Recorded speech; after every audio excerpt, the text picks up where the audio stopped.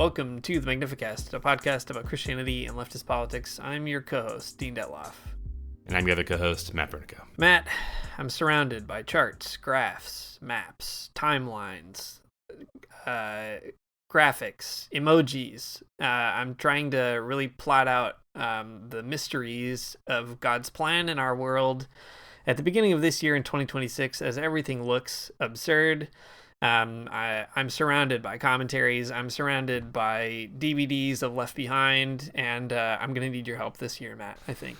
Oh, it's so funny that you said that because I have a corkboard at the ready and lots of string, and I'm ready to start tying some things together. Biblical prophecies are going up on this one. Yeah, my giant papier-mâché dragon featuring 7 heads is looking pretty good. I am having some trouble making these beasts with eyes all over their bodies. None of them look quite right, but I think that's kind of the point. But I think that this year is going to be the year to get it right, to really concentrate on the form, really work in my art, create some truly apocalyptic imagery, the kind of thing where when you walk in on it, you do have to remind somebody to be not afraid, as they do in the Bible. All right, folks, if you haven't guessed, this year, our New Year's resolution is for reasons that I think are very obvious to everybody listening to this podcast. We're getting into the book of Revelation. We're getting into the book of Revelation, but like in an expansive way. The Revelation cinematic universe in a big way. Just flipping through the current events. The world is in bad shape. You've got Donald Trump, president napping Nicolas Maduro from Venezuela, which even saying it out loud does feel like a joke, like a silly thing that someone would say, but it did really happen. We have ongoing terrorizing of just people in general by ICE and police, and that's bad as well. If the world isn't ending, I'd be surprised right now. It seems like it's on its way out right now. If it's not ending, it needs to end. Somebody who needs to end it. Someone needs to end it. And it feels like it feels like the world has been ending for kind of a long time, but this first week of January does seem like it picked up pace a little bit. Like it got a little bit quicker than maybe the last few years. Yeah, I have to agree. We're moving at breakneck speed here. A couple of years ago, we decided we were going to read the whole Bible in a year. And obviously we didn't do that. A handful of people in our Discord did do it, and I'm so impressed. And I wish that, I don't know, we could award them with some kind of public award for reading the whole Bible in a year. We conned you, and I guess you read the Bible, and we failed. We quit. We didn't get to the end, to the book of Revelation. Well, we did get kind of far, but not all the way. And I think this is a more achievable goal. What if we just read one book all year, over and over and over again? Yeah. And read people talking about that book, and then decided that maybe that was a good key to understanding a kind of Christian lefty way of engaging with the absurdities of our time. The book of Revelation, we'll talk more about it in a little bit, but it is a book that Christians have constantly turned to in order to, I don't know, make sense or nonsense of what's happening around them. And I feel like, I don't know, when I saw the news of Nicolas Maduro being kidnapped in particular on January 3rd, I just remember being like, I'm still on vacation. Like, I'm not at work. I can't think about this right now. And I had to, nevertheless. And I felt like the first thing that came to mind is, man, Christianity is so anti-imperialist, and Revelation is like the Bible book that we're supposed to look at for anti-imperialism. But it's a pretty complicated one. So I think if we spend the whole year trying to think about these things together, what's going on in our world and what's going on in the Bible, maybe we can get somewhere. That's fair. We couldn't get through the entire Bible in a year. So to make up for it, we're going to pick the hardest and strangest book and just get through that one in a year. And I think that in the end, the scales will even out and we'll have done something for sure. Mm-hmm. I think so. If this goes well, who knows? Maybe we'll read one book every year until we're old people. But we're going to start with this one. I don't know. Do you want to say anything about current events, Matt? Is it worth saying it, or do you just want to get into Revelation? How are you feeling? This is our first podcast back in the new year, so right. We're getting back in the swing of it.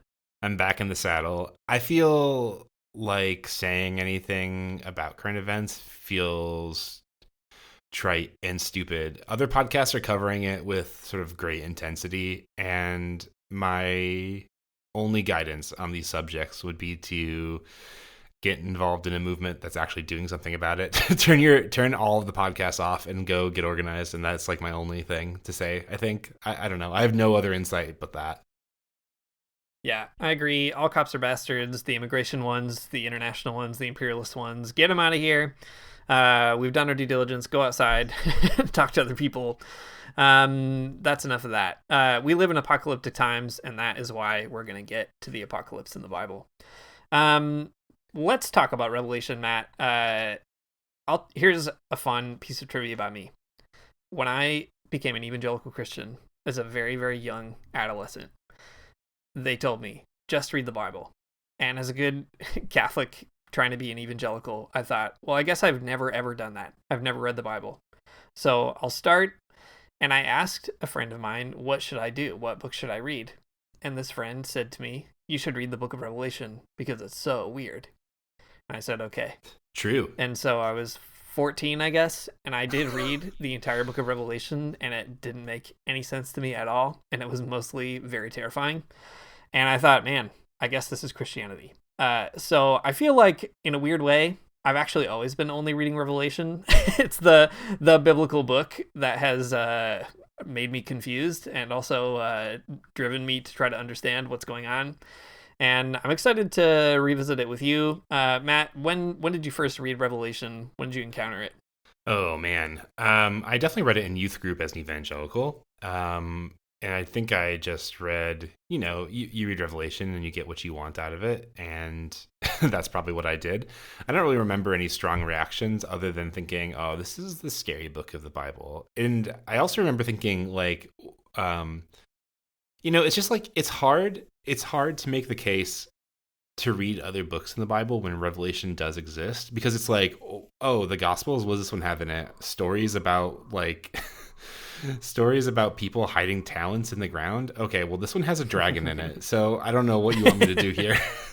It's pretty hard. It's pretty hard to justify reading the rest of it when there is a book with dragons in it, with crazy monsters in it, with, a third of humanity dying, with a comet and poisoning the rivers. It's just, there's so much wild stuff going on in this one. The allure is obvious. We love drama. We love big cataclysmic events. We love dragons, to be honest. I don't know. So it's hard to steer away from the apocalypse of John, from Revelation. Yeah, I have to agree. It's a pretty cinematic book, a very visual book, despite being text. And I think it's also kind of interesting to read right now for a variety of reasons. Like, I think that it has supplied a kind of anti-imperialist imaginary, and we've got a whole book list of liberation theologians and others who will help us figure that out over the year. But it also has supplied an extremely counter-revolutionary imaginary. It is the book that in many ways funds Christian Zionism, for example, and we are living in some ways in the apocalyptic times of the right, that they're not waiting around for Jesus to bring it about. They're creating the world in the image of their incredibly weird right-wing fantasies about how the world will end as a result of reading the book of Revelation in a very weird way. So I feel like in some ways, like, we're all kind of caught living kind of within the horizon of Revelation, whether we like it or not. And one interesting thing we say all the time in this podcast, interesting to me anyway, is, Christianity, you're kind of always like absorbing all of it at once, the good and the bad. And if you want to figure out a progressive way to engage with it, you kind of have to make choices. Like, you have to think about what it means to engage with this stuff to kind of handle the hazardous materials of a book like Revelation, knowing that it could also and has led people to, build Christofascism out of it. And I think that is also maybe something I want to track over the year. Like, how does this book fund both a international fascist imaginary and also a kind of liberating imaginary? It's not one or the other. It's ironically, it's like a book used for both imperial and anti-imperial ends. Yeah, I think that's right. Very interesting. Something I was thinking about as I was getting back into thinking about Revelation, I spent basically, not all of it, but I spent some of my time during Christmas break, during the holiday break, even on New Year's, reading a bit about Revelation, which is like, I don't know, kind of makes you think about your life and your choices.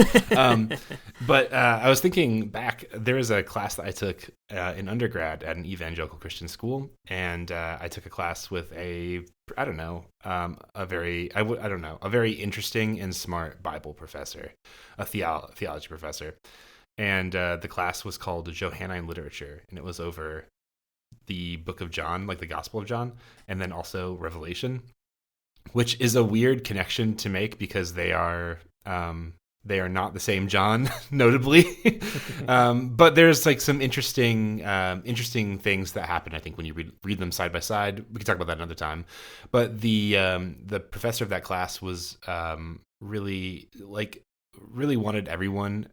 I mean, you have to keep in mind that we were all evangelical college students. He wanted all of us to know that like the stuff that you're reading about in the book of Revelation are things that like they're reflections on events that have already transpired, not like a future plan that will, inevitably come or something. That was the thing that he wanted to instill in us. And I think that's something good to go out of your way to point out.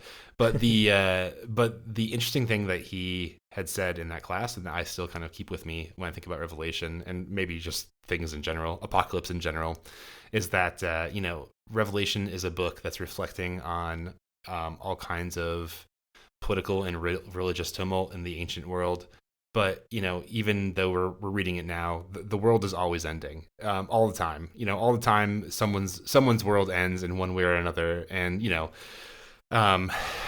when you think about the situation with ICE in the United States, when you think about the imperialism in Venezuela, those are worlds ending. Those are violence revealing the truth behind a situation. So I think that there's something to Revelation in that aspect too, right? Like, there's a lot of weirdness in this book. There's a lot of symbolism and hard ideas going on. But maybe the one thing I like to think through at least is that the world's always the world's always over. It's always crashing down around us. And I don't know, maybe a helpful imaginary, and maybe sometimes a very unhelpful imaginary about how the world is ending constantly. Yeah, I think that's the way to think about it. The world is always ending. There's always an apocalyptic moment. It's a reason that, there are apocalyptic cults in every single time period, I guess, because we live in a complex reality at all times. And it's also like, I don't know, if you are a human being, especially living under like global capitalism, let's say, you kind of like you either get the impression that the world is ending because we live in a competitive society where it's like very fragile and precarious, and there's kind of a constant humming that there's doom underneath it all. If you lose your job, like, it will be very bad, etc. That's kind of how capitalism works, is in a certain sense by like fear of the end of your own life. At least it's easy to maybe like scale that out.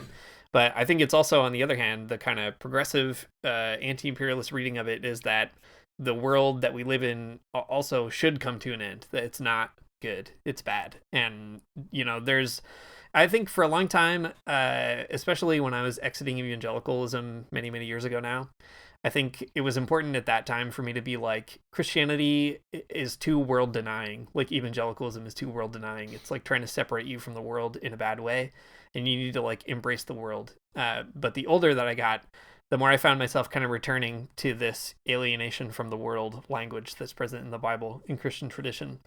And the book of Revelation is very much a kind of like no compromising book, right? Like, you are not supposed to assimilate to the way that things are.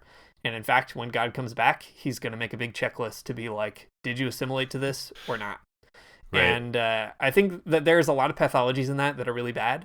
But the more you see how awful the world is, the more you kind of understand too that there's a deep, like, good Christian intuition of being like, you should not be accommodated to a world where, ICE can just like kidnap you or shoot you in the street, or they can kidnap a president or whatever. Like, that is a kind of world that should end. And I think that's like a kind of interesting pulse that we get from the book of Revelation that can hopefully fund those anti-imperialist dreams too. So the world is always ending, and also we should be trying to end it some way or other. Yeah, in a lot of ways, that intuition that the world's always ending, that the apocalypse is always revealing something to you, feels a little bit like the inverse or just the other side of the coin of another world is possible, which to me, every day seems harder and harder for me to say. Another world is possible is a great sentiment, and I believe in it, religiously speaking. but also it's hard to believe in when so many things are completely awful. But the world is always ending feels very easy for me to say. I don't know. So maybe if you think about how those things go together. The new world struggling to be born or whatever, but the world is always ending and another world is possible. They seem like they go hand in hand, but one is just way easier for me to shout out, I think, right now. Yeah, I agree. Okay, so we did do a little bit of homework ahead of this episode, and it's not like we're going to talk about Revelation every single week, but I think it's going to become a bit of a, I don't know, chorus throughout the year or refrain throughout the year that we can go back to. And so we have started doing it. And you mentioned reading about Revelation on New Year's Eve, and I'm looking at our common folder where Matt and I collect all the resources for the podcast. And I am also noting with a lot of trepidation that I don't know why, but the day after Christmas on December 26th, I uploaded very many resources about the Book of Revelation to this folder. And on the 31st, on New Year's Eve, I did upload a 1,000-page commentary to this folder. So a lot of homework to go. And apparently, I don't know, I feel like holidays are very dangerous for me in particular because I do end up, feeding my special interest in a bad way. Here we are. This is what happens when you get old and you no longer get toys on Christmas. Because if you got toys on Christmas, you would have never done that. You would have been like, that's exactly right. Racing around your new remote control car. But no toys means, oh, sorry, I have to read about something extremely weird. Exactly. And for this first episode, we decided to look at a book that I think is a really fun take on the Book of Revelation. It is called The Book of Revelation, a biography by Timothy Beale. And what I like about it is that it is not a commentary. It's not a biblical studies book. It's not a history book. It's a kind of like general overview of what's going on with the textual history of Revelation. It's a biography of this book. There's some stuff about how it came about, or at least a few theories about it, and then a lot of kind of different ways of reading it, or the life that the book has had on its own, independently of what we think it does or doesn't say. And I think that is also a very interesting thing to track throughout the year, is kind of what does this book do? Where has it been? What does it make possible or impossible, etc.? And this is one place that we've decided to start. There are also a bunch of books by liberation theologians on Revelation. There are some interesting commentaries. Maybe at some point, I don't know, we'll force ourselves to look at some evangelical writing about it. I'm not psyched about doing that right now, but maybe later. But all that to say, there's many places to start, and we've chosen to start here with the Book of Revelation, a biography. Matt, I don't know, what's the best way to get into this text here? Yeah. Okay. So the Book of Revelation, it's a lot of things this book tells us. To even say it's a book is saying far too much. Well, let me read this bit from the Book of Revelation, a biography book about Revelation, to help us frame some of the conversation.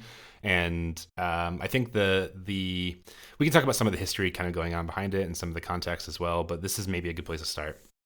So Timothy Beale writes, whether or not you've ever read the text, you're probably familiar with many of its scenes, characters, and images. The 7 seals, the 4 horsemen, the red dragon, the woman clothed in sun, the archangel, the grapes of wrath, the mark of the beast, the whore of Babylon, the second coming, and like so much other stuff. And the Lamb's Book of Life. My personal favorite, for some reason, the Lamb's Book of Life is something that comes up in Revelation, in the sort of prophetic section of it, that like looms large in my theological imaginary, probably just from like weird pastors talking about it so much in the past. But anyways, it's the part that I always think about too much. That's evangelical anxiety that I will never rid myself of, and there it is. Anyways, he goes on to say that Revelation is not so much a literary text, let alone a book to be received in later works, as it is a multimedia constellation of images, stories, and story-shaped images. It expands and contracts with parts of it attaching to and detaching from other cultural artifacts within different media ecologies throughout history.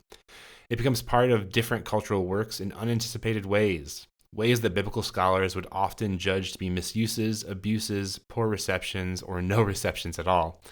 I appreciate this explanation of Revelation because you have sort of like the historical, critical tradition of reading the book of Revelation or reading biblical texts in general, and that stuff's great. I love it.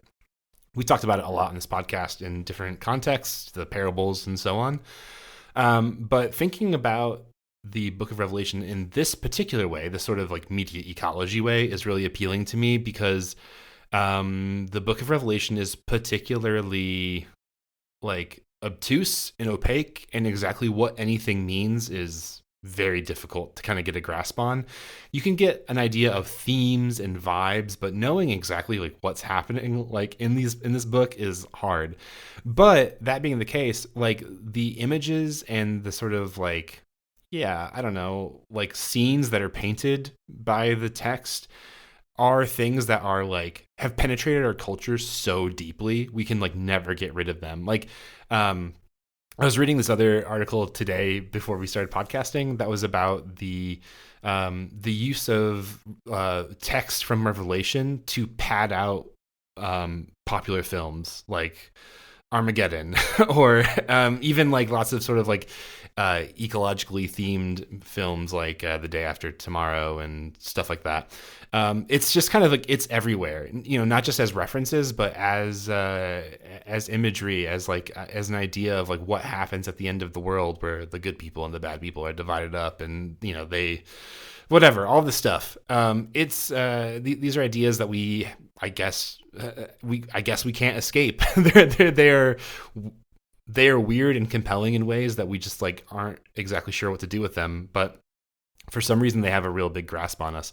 So not only do we, you know, when we're thinking about Revelation, we're not just talking about the text itself, but we're talking about its various intertextualities, all of the ways that it's connected with and shaped by, you know, historical discourses, but how it also shapes the discourses that we have today about conflict and, you know, things adjacent to conflict, apocalypse, catastrophe.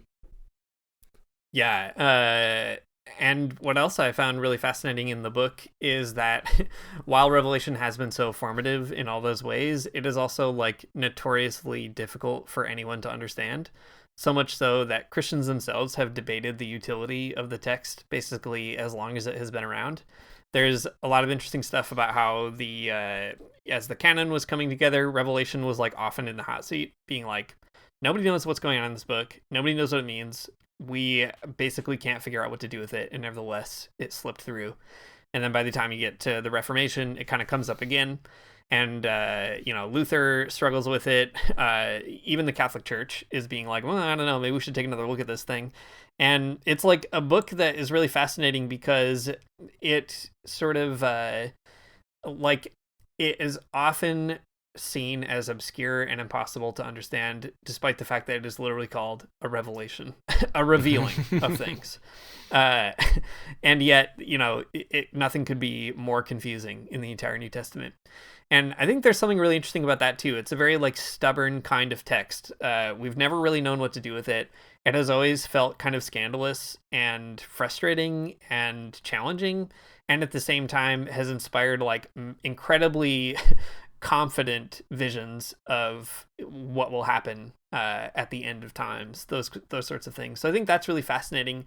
The other piece I found interesting too, thinking about that intertextual bit, is even though there is an apocalyptic kind of strand in the New Testament, like in Jesus's ministry or in even Pauline writings, there's also this like the sense that Revelation is the apocalypse book of the New Testament. Whereas, you know, in the Old Testament, there are a variety of kind of apocalyptic books and scenes. You know, you have the book of Daniel, you have these visions in Ezekiel, even certain messianic texts are sort of apocalyptic in nature. And Revelation is like one of those books that's trying to actually make sure that that thread in the Old Testament is like highlighted in a really big way in the New Testament. So it's like the Christian apocalypse that made it in. There are other Christian apocalypses that were floating around at the time, and this is the one that, you know, found its way into the Bible. So I think that's also just a really interesting thing, that it's kind of a like I don't know, it's like making sure that a certain thread doesn't get lost in Christianity. Yeah. And that is really fascinating too, because it's a thread that we don't really know how to interact with very effectively, but also have insisted that it has to remain. Like we have to kind of let it trouble us. Yeah, that's right. I think when you zoom out a bit and you think about some of the themes within in the book of Revelation, some of that, exactly why it captures the Christian imagination or why it seems so pressing, maybe becomes a bit more clear. Like there's a really strong we can come back to this if we don't want to talk about it right now, but there is a really strong insistence in the book of Revelation that there are an insistence on not assimilating, an insistence on like sort of staying pure, keeping a particular type of like Jewish law and observation that I think is like appealing to like the very core of Christianity and about sort of like the things that motivate it as a sort of logic they're thinking in the world. But those big themes aside, there's also so much that's completely just like hidden behind a veil. Like I have no idea what's going on with it as well. So yeah, I don't know, some competing trends, but there is a logic to Revelation. I think just that seems to draw Christians in for better and for worse. Yeah, I think that's right. Also, not in this book per se, but in that big giant commentary that I did start reading on New Year's Eve. Something that comes out, by the way, it's by Craig Koester. It's called Revelation, a New Translation, with introduction and commentary. It's the Anchor Bible publication commentary. Anyway, something that he says in there that I thought was really interesting is that Revelation shows a certain debate among Christians about how best to interact with the ruling authorities and the Roman Empire in particular. And it's a kind of constant debate that we still have today.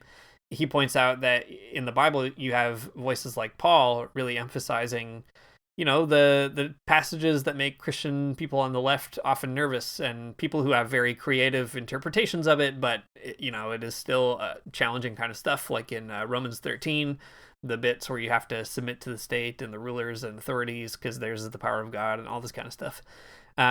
And by the time you get to Revelation, you have a very different vision of how you should interact with the state and authorities, which is to say total resistance. Like, don't let yourself be absorbed into that kind of society. And similarly, so first of all, I think that's rad. Like, I think it's cool that there's this discussion already among the early church about what to do with the empire.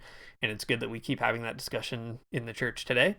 But it's not an uncomplicated one. It's not like, well, then we should just do what Revelation says and not do what Paul says. Because, for instance, you also have this like incredibly protectionist logic in Revelation where you double down on, keeping all these Jewish laws in particular, of making yourself like totally and absolutely separate to the point of like kind of being a bit of an enclave community, as opposed to Paul, who's basically like, you can eat some food sacrificed to idols. It's really fine because we all know the idol's not real. It's no big deal. There's like a kind of, Christian demystification of things going on in Paul. And so all that to say, what I think is cool about Revelation is that it just provides like some more complexity in the conversation about what Christians should do in the world, like how they should relate to the world around them. And especially given that the entire Bible is written under a state of occupation, it raises the question for us of like, well, how do we do that when Christians are also the occupiers? Like, what does it mean to, save Christianity from its own ultimate betrayal of both maybe Paul and Revelation by becoming the empire that both of them were kind of struggling to figure out how to deal with. So anyway, all cool stuff about this very weird book that just forces Christians to like argue with ourselves. Yeah, definitely. Well, let's lay a few of these big ideas about this piece of text out on the table, and then we can maybe get into some of the bigger themes and talk more about what this book has to say about Revelation. Okay, so the book of Revelation, or the Revelation according to John. Its authorship is attributed to a guy named John of Patmos. And exactly who John of Patmos is a great question. No one is exactly sure, is the fun answer. The Timothy Beale book kind of goes out of the way to say that like some of the early church fathers thought that the John of Patmos was the same as the discipled John. Um, but he says later this is discounted and is probably not the case. So we don't really know who John of Patmos is. Some people think that John is just a name that's been commandeered to sort of invoke a sense of authority, and really this guy could have been, anybody. There's a very funny note in the Timothy Beale book where he says, even to say that his name is John of Patmos is weird, because like the book Revelation starts out with the author John saying that he's just there. He's there on Patmos. He's not from there, but he is there now writing, and this is where God's revealed all this stuff to him. So is his name John? No one's really quite sure. Is he of Patmos? Definitely not. Nope, he's just kind of visiting. So unclear. The authorship is questionable. We love it. We love a questionable author. It's great. What we do know historically about when it was written is also a bit murky. So sometime probably between 70 and 95 of the Common Era. No one, again, is quite sure exactly what the context is. There are two hypotheses, at least. There's probably more. But one of them is that it was written sort of in the earlier on, moment of Jewish revolt against the Roman state in like the 66 to 70 area. This is like the time of like Caligula and these other kind of bad guys who were like particularly atrocious to Jewish people, and the Jewish temple, and did all kinds of things to just make them, mad and sort of desecrate their temple. Others think that this is a book written sort of in the context of later Roman emperors like Domitian. But there's also other critical reasons why you might doubt that to be the case. Regardless of what you of like the exact historical moment when this was written, like the vibe is pretty clear. Whether it's like sort of these earlier Roman emperors who were very awful, or these like slightly later Roman emperors who were, I guess, slightly less awful, the vibe that comes through of this book is that the person who's writing it, whoever that might be, we'll keep calling him John. He has a like deep hatred for the churches of, Asia Minor, this big weird area that I'm not entirely clear what it incorporates, but he's mad that there are those people, that there are those churches within this region who have compromised on their faith, who have eaten food offered idols, who have consorted with a woman that he calls Jezebel. Some real misogyny in this book that I think I've missed in my evangelical days that maybe I should really come to reckon with. But I guess either way, the Peace of Rome, the Pax Romana, the author of Revelation is on the other end of that, the pointy end of the stick of the Pax Romana time and time again, and sees it as something that should be resisted. I don't know. Any other big thoughts about this book, Dean?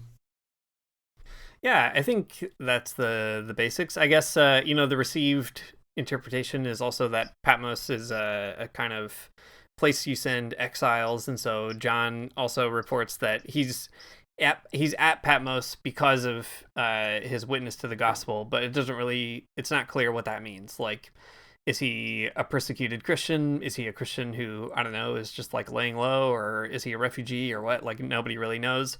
But the received wisdom or Christian tradition is that, he was being persecuted for his faith. He went to this island, and on that island, he had an incredibly bizarre vision that he was commanded to write down. And here we all have that to deal with. So I think that's very interesting that, this is like, in the tradition, the textual tradition is kind of a book written by a political prisoner, like a person who's being, right, hounded by the state, and so is naturally an anti-imperialist. I think that's interesting too, because people like Paul were also persecuted by the state and, came to some other conclusions about it. So again, it's just neat to see that there's like a plurality of responses among the early church to that kind of situation. And I think that also just helps I think it like should encourage Christians to have complicated conversations about what is a meaningful way to resist empire.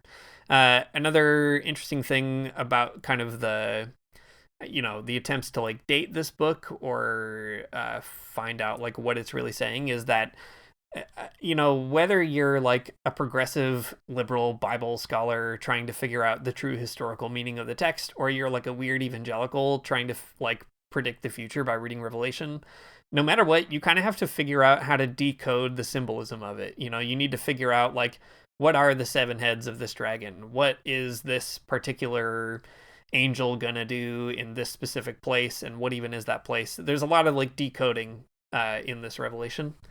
And what I think is interesting about that is even when you date the book in some, neighborhood of like this emperor, that emperor, even then you actually don't have a very neat like transparency that you could like put over the book of Revelation to be like, aha, I've got it all. Like clearly this emperor is that thing, or 666 means this and not that. These are all symbols that are actually layered with so many layers of meaning that you can't really like dig down to the bedrock of it and figure it out. And what I think is really fascinating about that is, first of all, that doesn't mean that you don't try. Like that's the effort of biblical scholars, is to try to tell a likely story about kind of what it might mean and how to read it. And so I guess we'll discover that over time. But it also means that you're free to like try on an interpretation and then sort of like set it down and try on a different interpretation, set that one down, and so on. So what I like about it is the book itself is a pastiche of themes and, images and textual sort of stuff borrowed from the Old Testament. But it's also the kind of thing that encourages people to keep like remixing it and keep kind of adding to the pastiche with other interpretations, which I think this guy, Timothy Beale, does really well. A lot of the book, after he explains what Revelation is doing, is him kind of like picking examples of where people did exactly this. Like they're reading the book and trying to make sense of it in some way or other, whether it's by writing theology or making a piece of art or writing a mystical tract or whatever. And I think that's the kind of thing that the book really lends itself to, is kind of, it's like, it's a machine for producing more kinds of images, not really the kind of text you would read to be like, and now I'm going to figure out exactly what's going on, even if that's how very many Christians try to engage with it. Saying it's a machine that makes more machines or makes more images of Revelation is exactly right. I mean, just speaking of the way that it exists culturally in the world, that's exactly what it's done for Christianity. Even amongst like reactionary takes on Revelation, in all of like the Christian popular culture, apocalypse literature, Left Behind, The Late Great Planet Earth, Thief of the Night, all of this good stuff. Even these interpretations are different, right? They're like interpreting a weird text to begin with that they have no idea what it means, and they just kind of, they take it as revelatory or prophetic in this or that way, and then they interpret it in this wildly different way. And, you have a whole sort of Left Behind series that cashes in on Christian Zionism in ways that like, other series don't even. So, interesting though that, an interesting way to describe it, that it's a machine that makes more images, that makes more interpretations, that makes things even more complex and contentious. Yeah. And I keep saying this, but what I think we'll find over the year is like, you can make a lot of weird stuff out of this book, right? You can make a vision of terror. You can make a vision of liberation. I think, like you said, too, the attention to even like the misogyny that's in the book, which is extremely strong and similar to you, like, I don't know, rereading some of it now, I was like, whoa, this is actually very intense and very yucky.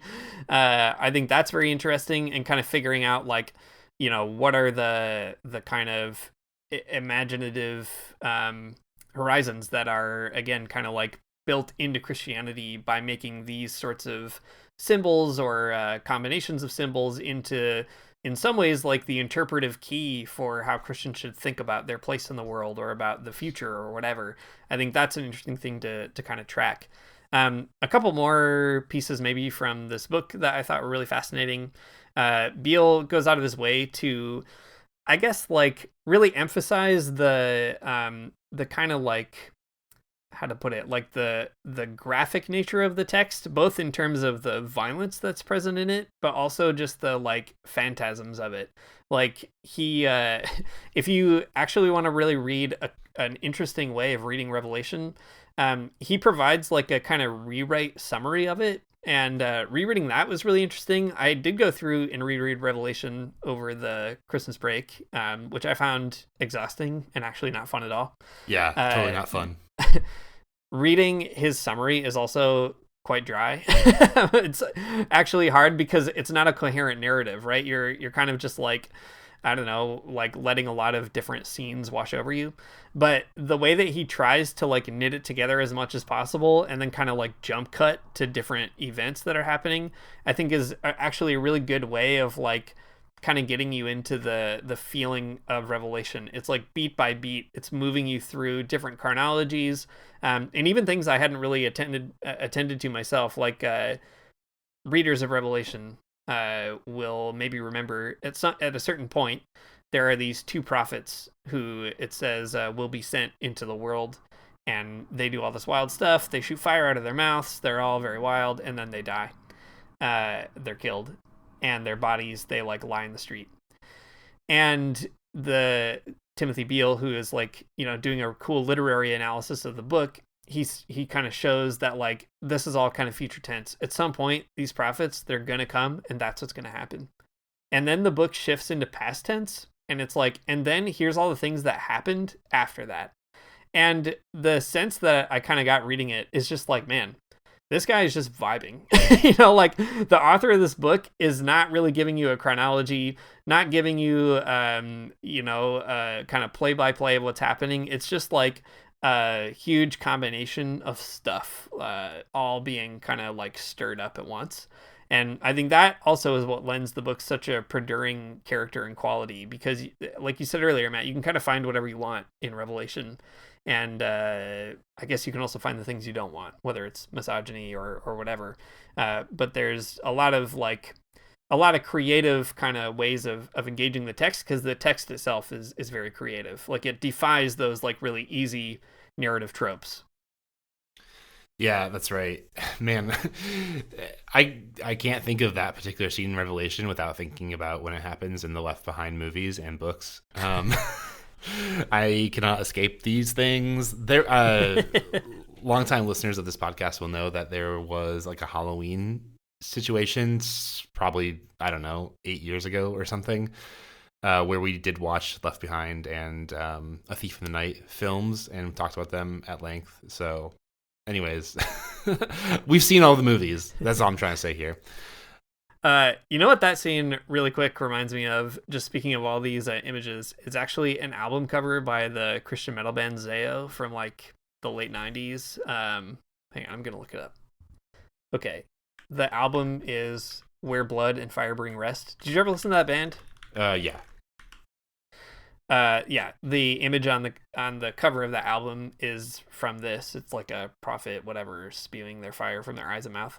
And I remember as an evangelical reading Revelation, and that same friend being like, now you have to listen to Zao because that's the album cover. So anyway, there's a whole real weird universe of kind of Revelation imagery in late 90s, early 2000s Christianity in particular. Anyway, big time. Just a lot of scenes. A lot of scenes for sure. Well, I think something else that I was kind of struck by reading the Beale book about the Beale book about Revelation is something that I guess hadn't quite made it into my brain, or maybe I just hadn't thought about very hard yet. So I'll say it here on this podcast. Because Revelation is as we're saying here, a machine that makes other sort of interpretations, that makes other images of Revelation. He goes out of his way to say this: it is anachronistic to call the diverse early Jesus movement of the late first century Christianity. As Pamela Eisenbaum makes clear in her book, Paul Was Not a Christian, the vast majority of the 27 documents that currently comprise the New Testament were written by Jews at a time before there was any such thing as Christianity. These writings, moreover, including John's Revelation, often disagreed with one another about what it meant to be a Jewish follower of Jesus in the context of the first century of Rome. I say that because it's actually something... It is something that I don't know, have not really ever considered. Maybe a blind spot in my own reading. You know, it's in the Christian Bible. It's in the New Testament. So you got to think, oh, the people who are writing this, they're Christians. That's their worldview. But that does not actually make sense, historically speaking. That does not make sense as sort of a critical thought.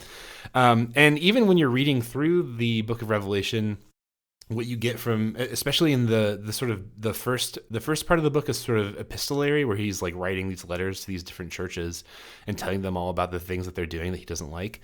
Everything that all of his critiques are all about, about upholding particular Jewish laws, things that Christian churches now don't do. Like just really interesting perspective that I had not quite made it to in my brain. So, I mean, when we're thinking about all of these things all these ways that Christians go on to interpret these texts and use these images and, have let the book of Revelation kind of like infiltrate our imaginations, we often miss that these are not Christian texts primarily, they're not Christian texts in the same way that we would read C.S. Lewis or something or whatever, or even the gospel, right? It's a different vibe. There's a different thing going on here that we often are overlooking because our perspective is one that where Christianity has unfolded throughout, history. And at this point, when John or whoever wrote this book, Christianity had not unfolded in that particular way. Yeah, exactly. All right. Well, we've got about 15 minutes left here. Let's maybe start talking a little bit about the anti-imperialist piece of this book. I think that we'll discover, as we've kind of been talking about so far already, that there are lots of contradictions in the book. You can't really have a straightforward reading of Revelation as like, I don't know, a progressive book. That it's a category that doesn't make any sense when you think about the Bible. But I think you can sort of read it as an anti-imperialist book very explicitly. And what that means is actually a kind of interesting thing to trace. My feeling kind of reading Revelation is that it is a book by somebody who's like quite angry, right? It's like a very angry book. There's a sense of, well, there's a lot of vengeance, right? God gets vengeance, but also like all the martyrs, Christian martyrs, are seeking vengeance. There's a lot of revenge on the part of God in the book. There's a lot of blood. There's a lot of violence. And in the end, there's a kind of kingdom of peace where all that stuff finally ceases.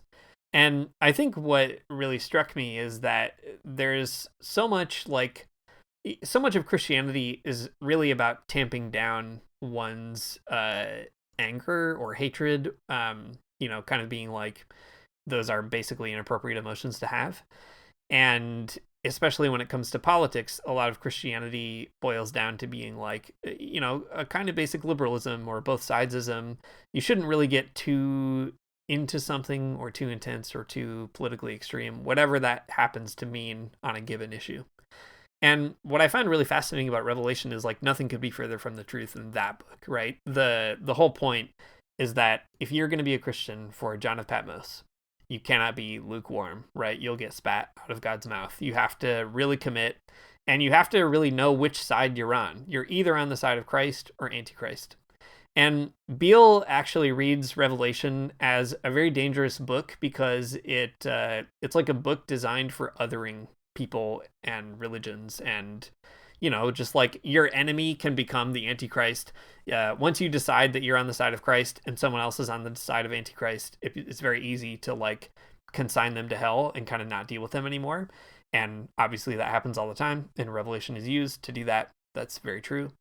But I think there was also the sense I had reading it of being like, we should be mad about imperialism though, and we probably should find a way to commit to the struggle for liberation, which can mean affirming that like, you do want the forces of evil to be defeated by God at the end. Even though I think we should probably be right to be made uncomfortable by like, the whole world turning into like a giant pool of blood. I don't want that to happen. That sounds very bad. But this kind of sense that you're reading the text of somebody who is like on the receiving end of imperialism and is pissed off about that and ready for it to be over.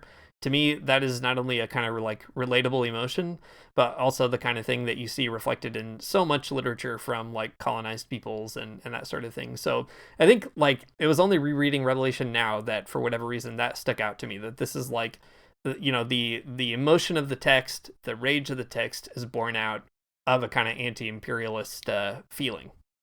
Yeah, right. That resonates with me as well. That makes sense.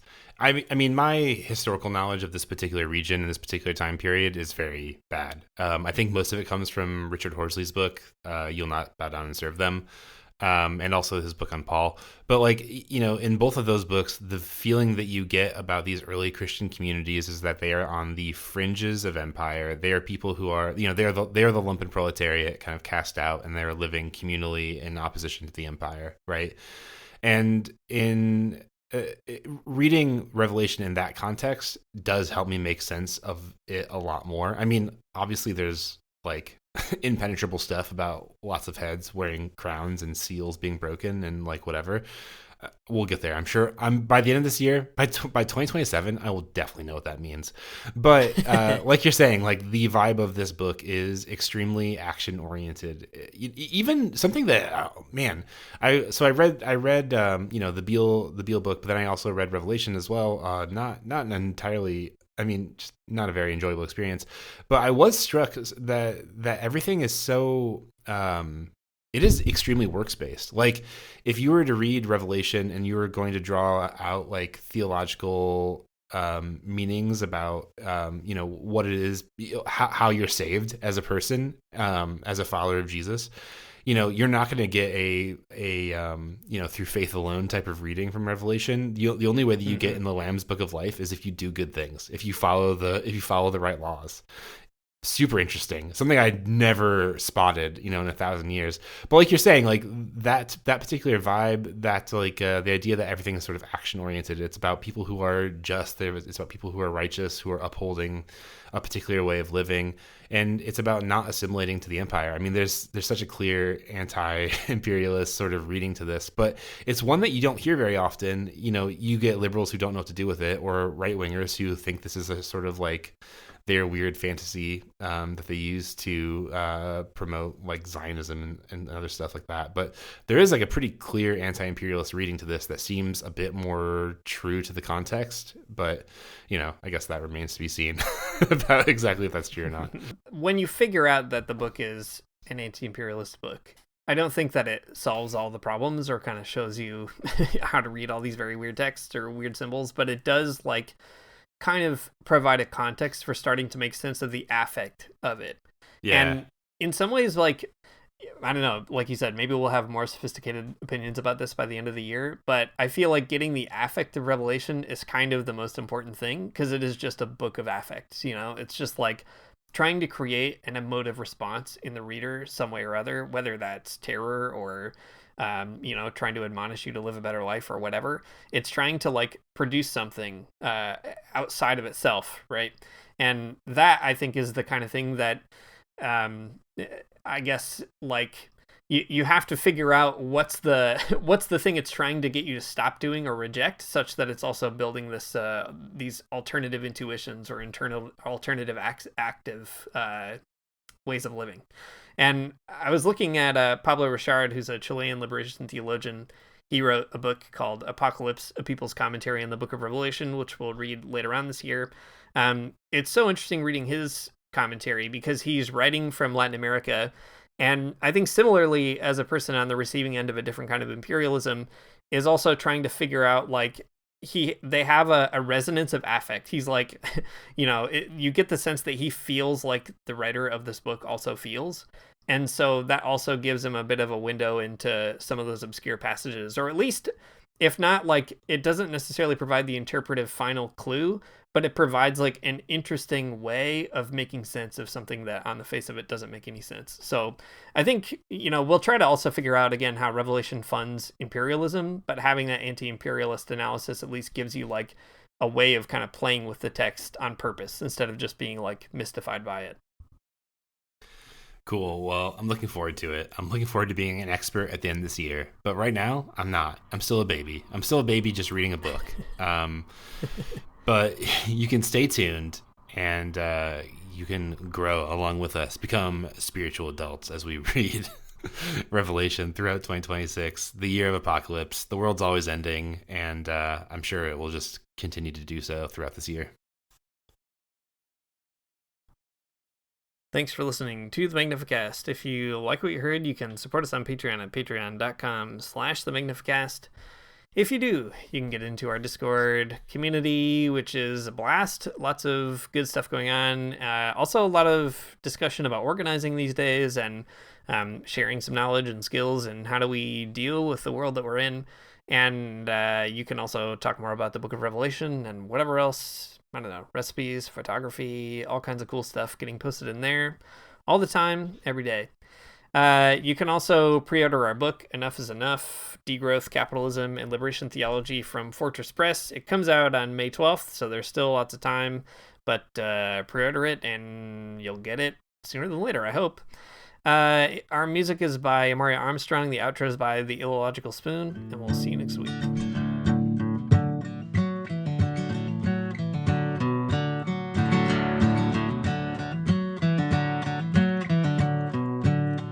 I don't wanna get up for church in the morning, souls alive. Heaven come to earth and there won't be no church. We'll meet down by the riverside. There we'll swim with all creation. Never get tired, never bored. Don't worry, someday there'll be no dam between us and our Lord.